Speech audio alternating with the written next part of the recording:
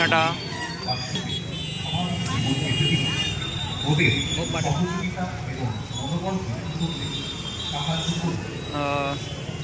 এটা হচ্ছে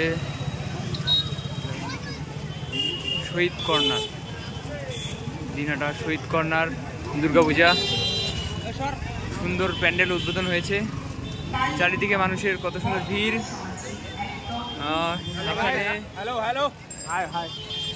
দেখা হচ্ছে এই যে আমার সাথে একজন সাথী, এই যে একজন, আর আমাকে তো চেনই নাকি।